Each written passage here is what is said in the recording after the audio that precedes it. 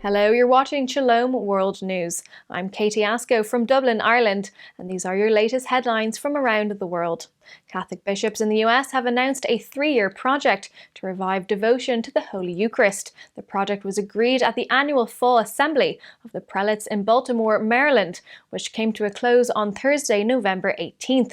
Blessed Carlo Acutis will be the patron of the first phase of the 3-year project, which will begin with diocesan Eucharistic processions across the US on the Feast of Corpus Christi next year. As part of the Revival Project, a website, new teaching materials and special training for diocesan and parish leaders will be launched in addition to other initiatives. The campaign will conclude with a National Eucharistic Congress from July 17th to 21st, 2024 in Indianapolis.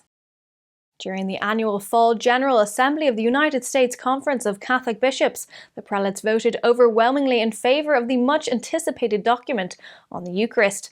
On November 17th, 222 bishops voted to accept the document, entitled The Mystery of the Eucharist in the Life of the Church, while 8 voted against and 3 abstained. Contrary to expectation, the document does not specifically mention denying Holy Communion to high-ranking Catholics who support abortion. Instead, it focuses on the importance of teaching the real presence of Christ in the Blessed Sacrament and using the Eucharist as a tool to evangelize.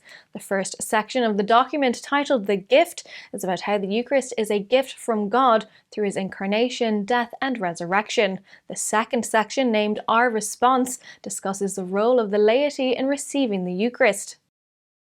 The US State Department is facing controversy for removing Nigeria from its list of top nations in which religious freedom violations take place. Instead, it has added Russia to the 2021 list of countries of particular concern.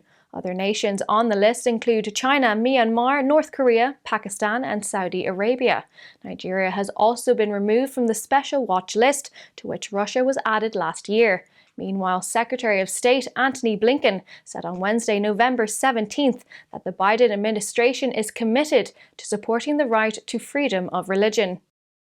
There is good news from Egypt, where the Coptic Orthodox Church and the government have signed a memorandum of understanding to promote projects that are aimed at improving the living conditions of villages in the hinterlands where a vast number of Christians live. The memorandum regarding the Dignified Life project was signed by Bishop Amba Julius, the head of the Department of Ecumenism and Social Issues of the Coptic Patriarchate, and Egyptian Affairs Minister Nabila Makram Abdel Shahid. The project will also aim to involve Egyptian diaspora communities across the globe to provide economic support to social development projects. The Holy Father, Pope Francis, has decided to bring 2 Irish dioceses under the leadership of a single bishop. Bishop Brendan Kelly of Galway, Kilmacduagh and Kilfenora, and Bishop Michael Duignan of Clonfert said in a statement that the 2 dioceses will remain separate but will be administered by a single bishop. The 2 prelates said that Apostolic Nuncio Archbishop Jude Thaddeus Okolo had informed them that the Pope would appoint a bishop to take care of the Diocese of Galway, Kilmacduagh and Kilfenora and the Diocese of Clonfert without amalgamating them. The 2 bishops said that the existing diocesan structures, property and finances will be left untouched.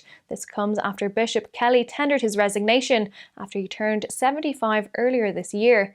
The Diocese of Galway, Kilmacduagh and Kilfenora has more than 105,000 Catholics, while Clonfert Diocese has just 36,000 believers, making it one of the smallest on the island. Christian rights advocacy group International Christian Concern has come out with its report on the 24 worst persecutors of the faith. It names North Korean ruler Kim Jong-un as the individual persecutor of the year. Other names high on the list include the Taliban in Afghanistan and Nigeria. The 104-page report prepared by Washington, D.C.-based ecumenical group says that 3 generations of leaders from the Kim family have tortured and killed millions of Christians over the past several decades. It is estimated that around 30,000 Christians in North Korea have been taken to prison camps and over 1 million have been killed.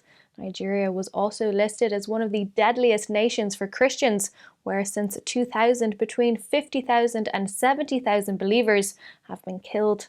International Christian Concern has blamed the government of Nigeria for being complacent and not cracking down on Islamist militants.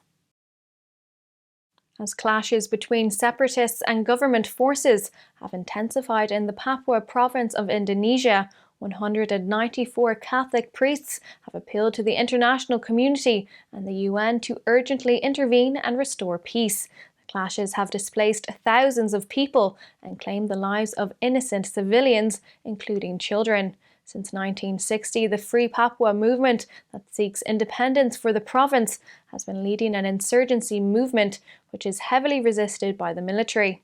However, Indonesian troops are accused of human rights violations, including extrajudicial killings, torture, arbitrary detention, looting and burning of villages. Diocesan priests, as well as clergymen belonging to various religious congregations, have made the appeal for immediate UN intervention to ensure a truce.